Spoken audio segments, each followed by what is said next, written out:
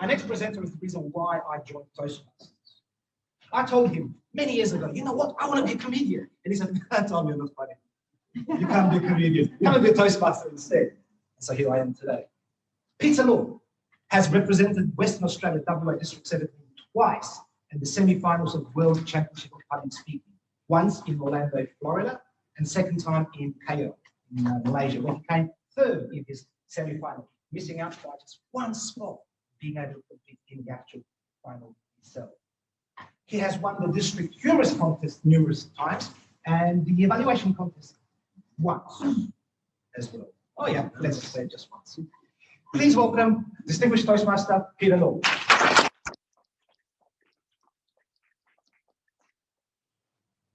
Thank you, Tom. Death. Death is the full stop at the end of your life sentence. But you can take that sentence.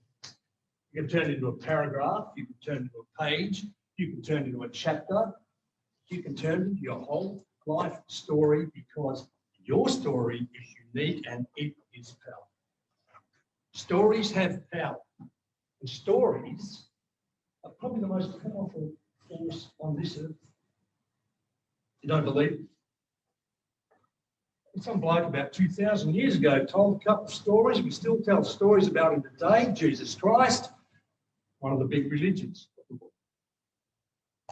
70 years ago, another bloke told stories about people, and they did ethnic cleansing in Germany. Adolf Hitler tried to erase an ethnic group by telling stories about them. That's how powerful stories are. Your story is powerful as well.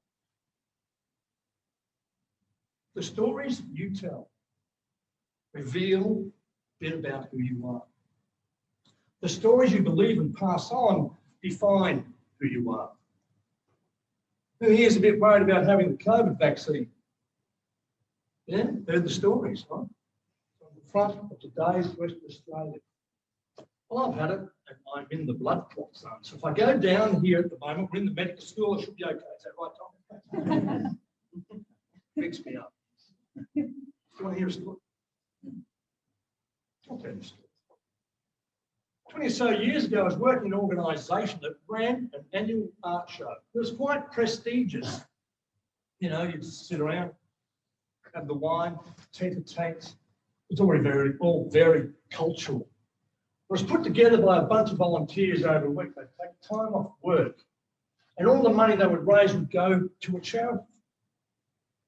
And this year it was opened by Bronwyn Bishop. Anybody remember Bronwyn Bishop? Very high-powered MP in the John Howard government. She's about that tall, and her hair is about that tall. Very formidable woman. Story's got nothing to do with it. But what happened in this art show? They get about 400 pieces, they bring them in, and they're all Western Australian artists, and they always had a guest artist. And the guest artist was the big person on the night. And they would get a whole corner of a room, and the room was bigger than this place here. They'd lay it all out, they'd have aisles.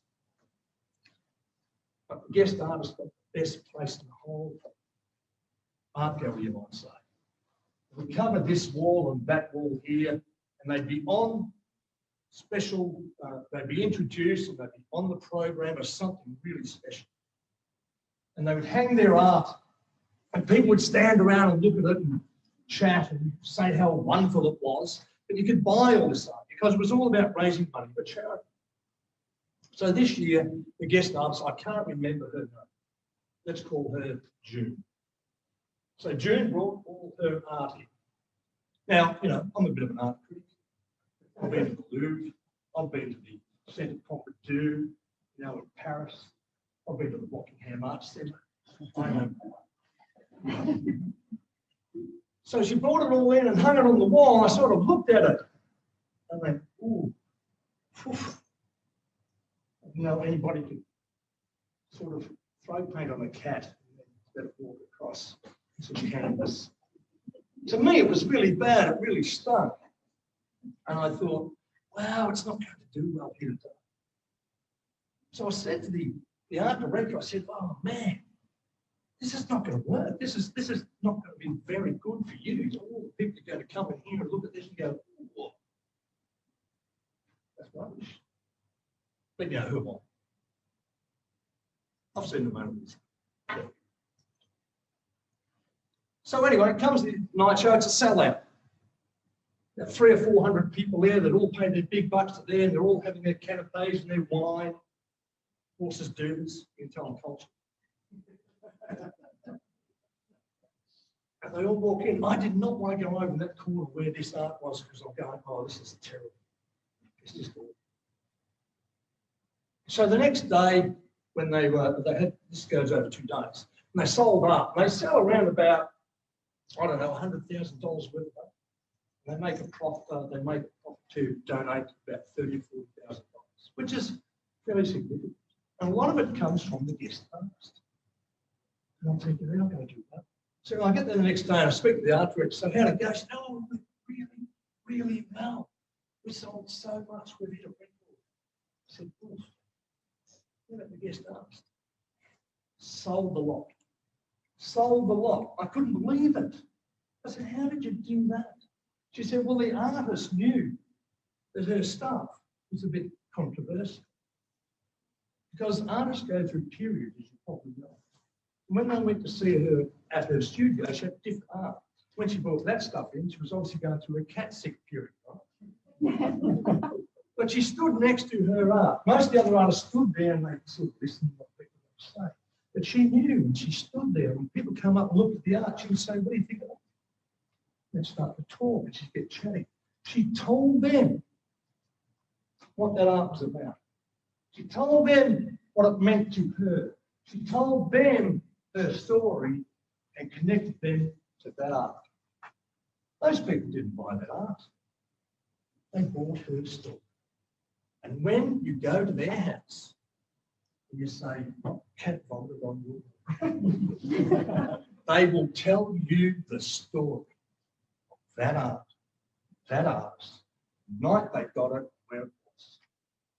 That's the power of the story. It's important that you can tell a story about yourself, things that you found. Because stories connect us. We are human beings. That's how we learn, that's how we engage. So you're all staring, you're all caught up in this story. It's all true.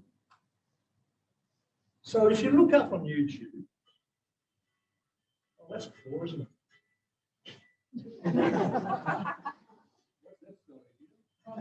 That's a really poor story. That's my job, is obviously disaster work. Have you been stuck in the dark? Is that a cut? Dear Tom, is it? Is that a cut? Where was I? Right. So you look up YouTube and you go, oh, well, what about stories? You go, yes, the 8 points you need to know about stories. The 7 things you need to do about stories. The 3 excellent ways to tell a story. The 5 things about stories. You know, you better be a mathematician when you look up these things. But I'll tell you what I think about stories, because this is about me, because everything we do in Toastmasters is personal.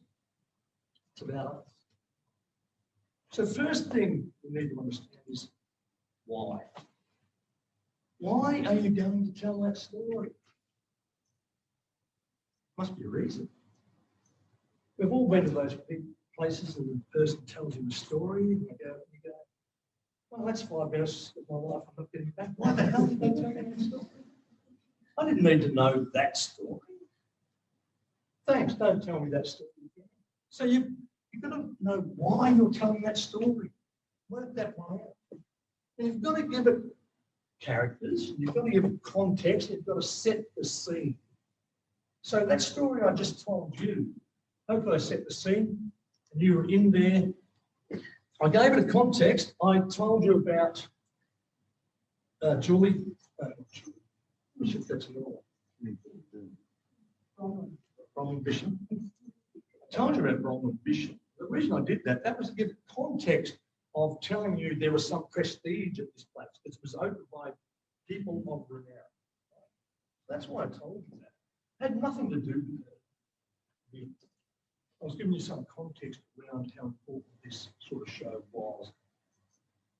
The other thing you need to do is have an emotional connection with people. You need to bring them into the story so they're connected. I've got to keep you connected. I tell you a story, we'll be devoted. You're halfway through the story and you get up and go, I'm not listening to this anymore. It's a terrible story. Don't want to hear it.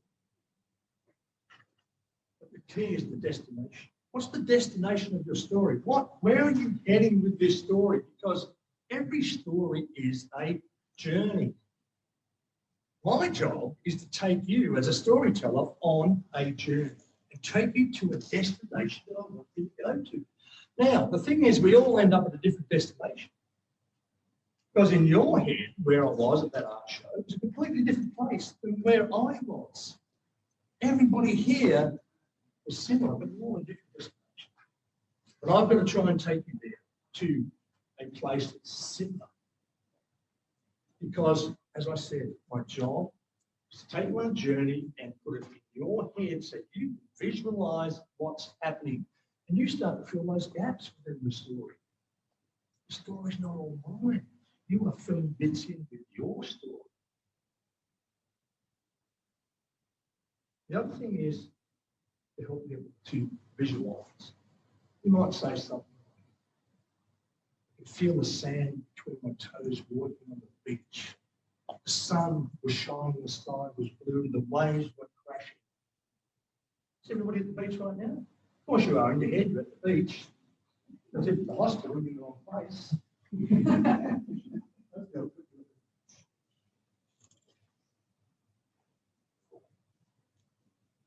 Humans are wired for stories. When we developed language about 100,000 years ago, the first thing we started to do was tell each other stories.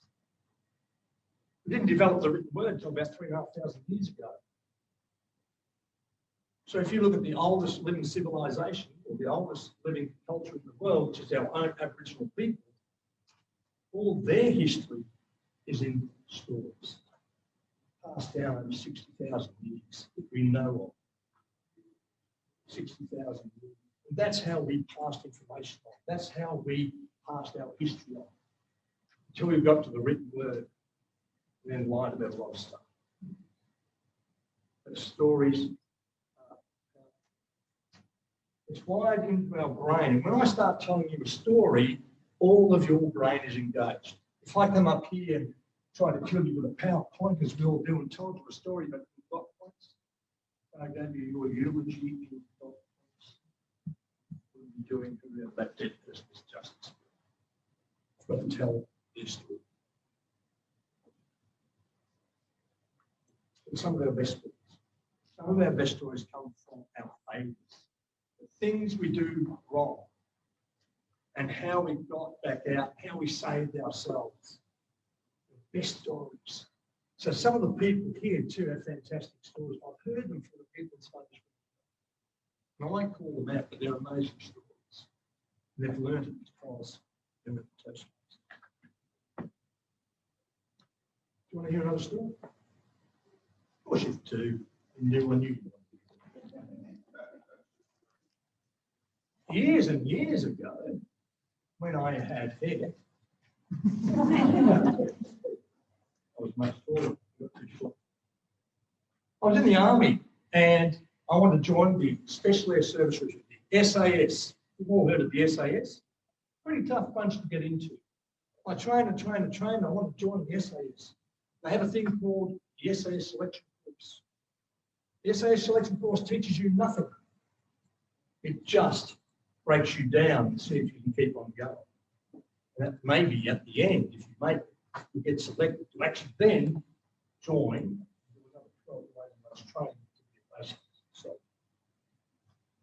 So there I was. I got into the SAS Selection Course. And it was over in the Eastern States. It was the middle of winter. I'm just going to tell you about a small part of it. And that was a part where we had to go out with navigation exercise, 24 hours, non-stop, through the bush, overnight, by yourself. Compass, kit, rifle. Brilliant. I had a crack at that. We had to. So how we get the dump us off and say, your point is 6 kilometres that way, yours is 9, yours is 8, whatever. It goes to the point on the map and then you find your way around. Off I went. So I was doing all right. Going through the forest, getting there, finding the place. And when you get there, he goes, yeah, here's your next one. Away you go. No encouragement. There is no encouragement in SA selection. You encourage yourself. They just want you to fun. They want you to fun because they want people who motivate themselves. So it's coming on dark. I'm about my 5th leg in. And I get there and I get the map and I read it and I get to it. I'm at the edge of a swamp. A swamp. And about 200-300 metres in there somewhere, there's some bloke. And I've got to follow. And if I walk past him this far, he's not going to tell me he's there. I've got to hit him. I've got to pick one up. He won't be impressed. He'll say, yep, wake up. It's coming on dark. It starts to rain.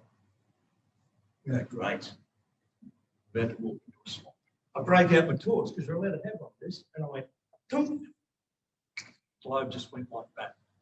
That's all right. Army torch. On the bottom there's a spare globe. Open it up, no globe.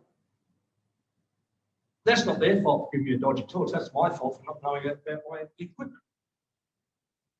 All I had a compass that glowed in the dark. No way to have them anymore because they're radioactive. Those days, who cared? It's 1980s. Didn't have a torch, but I had a box of matches. So the only way I could do it, I'd strike the match and look at the hit, yep, and then burn the things. I had to find my way in. I walked in, it's getting up to here, water. It's getting up to here. Then I'm starting to teabag. Now, ladies, I'm not going to explain what that means. Just ask the man next to you. But I eventually got up to my waist in water. And I'm standing there. I've nearly used all the matches up. Trying to make the glow in the dark compass work. And I accidentally bumped into a guy who was coming back out. He goes, yeah, he's just over there, 10 metres. Oh, you beauty. Over there I went, 10 metres, found him. This guy sitting on a log. I said, yeah, and I forgot. I said, my torch is broken. He says, right. There you go. So off I went, staggered back out of that thing. I walked, I don't know where I was going. I walked out, finally got out of the swamp. Walked another 40, tripped over a log, because you couldn't see. I could not see my head in front like that. Could not see my head. Tripped over, tumbled, got up, dusted myself off. Kept walking. And I went, oh, yeah, look at that. Gone. Compass, map, track. Allowed in my pocket. Lost it. That's it. I'm finished. I cannot find my way around. I have nowhere I can go. Didn't know what I was doing. Completely lost. That's it. Trained for about a year to do this. All because I'm an idiot. So I just kept walking. Came across a track. The only reason I could see it was it was white. It was basically that colour made of sand. So I thought, well, I'll turn left, I'll walk down this. I walked about 5 times. I heard talking mate, you can do it, mate. Well, soldiers, we all say things like that, mate. Came across a guy sitting on a log, shooting. I knew him. And the other guy I didn't. He's sitting there shooting, the other guy saying, come on, mate, you can do it. He's going, oh, I'm cold, I'm hungry, I can't do it. I'll go back. We had 24-hour rations. Don't the lot the first 2 hours. What I saw was an opportunity. So I tell you what, mate, I know a place where we've got a fire. Oh, it's fantastic. It's warm, and they're sitting around with coffee. I think someone had a Milo. It's oh, yeah. The others go, no, don't do it, mate, don't do it. I'm thinking, shut up. So I'll take it back. I talked him out. I said, oh, I'll take it back, but what you've got to do is you've got to give me a torch. Oh. So I got his map, worked out where I was, got him back to this place, and he made it. I put him down there, and they gave him a cup of coffee, and I wanted it. And I kept going, 24 hours. Made it. Got to the end, we're all pretty tired, they take us in, and all everybody, these are people that made it, yada, yada, yada. And who's this big kid? Compass, map, track. Sit down there. I go, that's mine. They go, of course they knew it was mine because it had a serial number on it. That's mine. Right, then they gave the lesson on losing kid and yada, yada, yada. But it didn't matter. Because you know what the most important thing about the story is? You know what the most important thing about that story was? What's that? Resilient. I'll tell you what the most important thing about that, and that they thought was important about that, integrity. I had the integrity to own up to my mistake. I lost that thing. I overcome it. That course was 120 people, only 26 of us made it. I stayed in the SNS for 20 years after that. This is what it does. 35 years old. Do you think that probably had something to do with the radioactivity from the company? What was that? Do you think, well, you said carbon dioxide comes with radioactive, perhaps the look of radiation during that? Well, I had no idea what I was doing until I talked that guy. He was a cook, by the way. Right, just closing up. What I want to tell you, that's one of my stories. There are plenty more stories. Toastmasters gives you a chance, it gives you a voice. Gives you your voice, not anybody else's. You come and you learn. Even when you show up at Toastmasters and you stand out front for the first time, you tell a lousy story, at least you get a rattle of things. And then someone will stand up and say, you know what, that wasn't a bad story, but I've got a better way, or I can assist you, or I can provide you with a recommendation. How to make that story more powerful. They will. You will learn to do that. So when I first started Toastmasters, told my first story, I'm glad I wasn't wearing shorts, my knees were shaking much. Now I can stand out here, hopefully, and tell you the story and tell you how powerful stories are. Go out there, get yourself a story, and show us your voice. Thank you.